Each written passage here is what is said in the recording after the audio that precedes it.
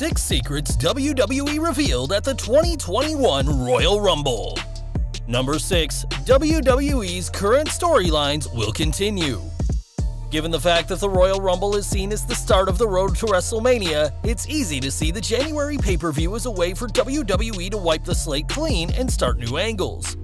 This wasn't the case last night, as WWE continued several of their ongoing storylines in the 2 Rumble matches, and impressively did this in a subtle way. Entering the Women's Rumble match at number 1, Bayley had an incredible showing, but it was her rival Bianca Belair who eliminated her before going on to win the entire match. Dominic Mysterio continued his feud with King Corbin as well, getting the better of his SmackDown rival in the Young Superstars debut Rumble match. We also have to give credit to the standoff between Bobby Lashley and Big E, as this served as a subtle reminder that it was the Hurt Business who took the Raw tag titles from Kofi Kingston and Xavier Woods, a title change that Big E was clearly not a fan of. Alexa Bliss's descent into madness also continued, though she was eliminated by Rhea Ripley mid-transformation in a smart move by the former NXT Women's Champion. Seth Rollins also returned and interestingly wasted no time in confronting Riddle, playing off the stories of real-life beef between the two that was supposedly squashed. Whilst the Rumble starts the road to WrestleMania, it's also an event for WWE to show off some of its current feuds, and WWE made it clear that they have no plans on cutting any of these ongoing storylines short. Number 5. Sasha Banks is at her very best. Sasha Banks is touching 100 days as SmackDown Women's Champion, and at the Royal Rumble gave another impressive performance, retaining against Carmella. A back-and-forth match, it was Carmella's sommelier Reginald that once again provided an entertaining X-Factor before he was ejected from ringside. Though we preferred it when Reginald was around, that didn't cause the match to lose momentum, and the match did exactly what it needed to do in a relatively short window of time. With another successful title defense, Banks is entering uncharted territory as SmackDown Women's Champion, as her previous title reigns rarely lasted longer than a month.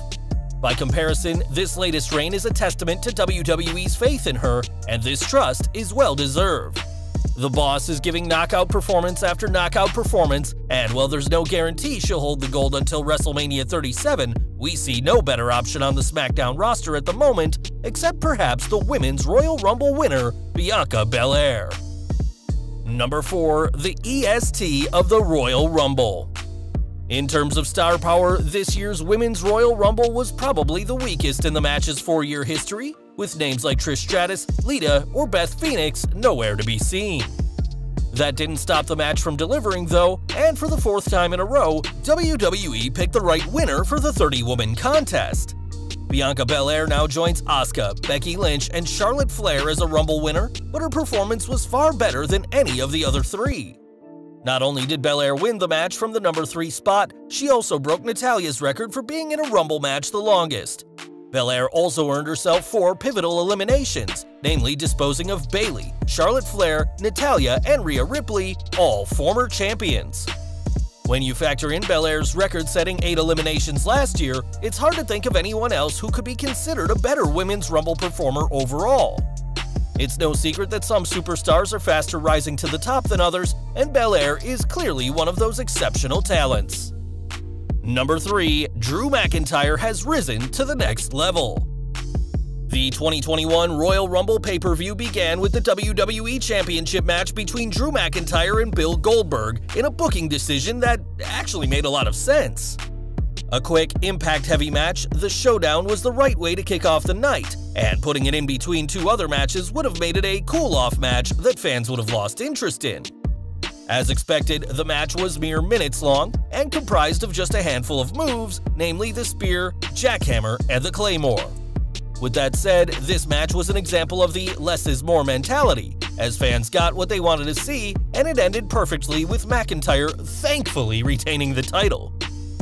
With this win, the Scottish champion has truly risen to the next level, as although he's defeated plenty of names, including Bobby Lashley, Seth Rollins, and Randy Orton, defeating Goldberg is unquestionably his biggest win since defeating Brock Lesnar at WrestleMania 36.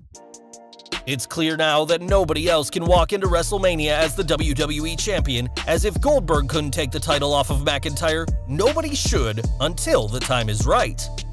The match was quick enough that it didn't expose Goldberg's limitations and elevated McIntyre to the next level. In short, it was the perfect WWE Championship opener. Number 2. Roman Reigns is done with Kevin Owens. After a great TLC match and a solid steel cage match on SmackDown, Kevin Owens and Roman Reigns met once again at the Royal Rumble in what was easily their best match of the three. It helped that the match wasn't plagued with interferences like their last two bouts, and Owens proved to be on a very similar level to Reigns, almost winning the Universal title. The pair had a handcuff spot which saw Owens smartly handcuff Reigns so close to the ground that he couldn't stand. And we enjoyed seeing the usually confident Tribal Chief resort to a desperate tactic, stopping the count by smashing the ref's head into the staging. Seeing Reigns do this really got over how much the title means to the Tribal Chief that he'd stooped to this level. But what was possibly the best part of the match is that Owens was protected throughout the bout. At no point did they make the prizefighter look weak or out of his league, an impressive accomplishment considering he'd lost twice to Reigns with the title on the line, and this feud is clearly over. It's performances like these that help remind fans that Owens is worthy of a Universal title reign and why he is a former Universal Champion. Though another reign is likely for the prizefighter, right now Roman Reigns is the right man to hold the Universal title, and it's unfortunate timing for Kevin Owens. Number 1. Plans for Edge aren't set in stone. When the dust settled inside the Thunderdome, it was Edge who stood tall, becoming the third man in history to win the Royal Rumble match from the number 1 spot. After Shawn Michaels in 1995 and Chris Benoit in 2004, Edge went the distance of 58 minutes and 30 seconds, and although Randy Orton also lasted from bell to bell, the match was clearly focused on the Rated R superstar. This moment was made even sweeter by the returning Christian and the fact that Edge's win happened 11 years after his last Rumble win, which also saw him return from an injury to win. Now we know that Edge will challenge for a world title at WrestleMania 37, but that's all we know, and for good reason.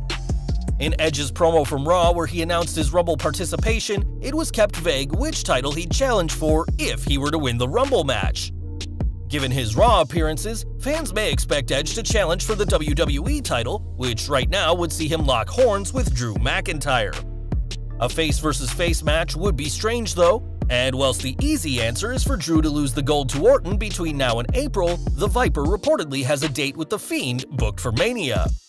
Of course, Edge could jump to SmackDown and challenge Universal Champion Roman Reigns, especially as it was the Tribal Chief who spoiled his return last year, eliminating him in 2020. The only thing we know for certain is that Edge is going to WrestleMania, but there's clearly a lot of plans and questions about what will happen next that WWE still need to answer.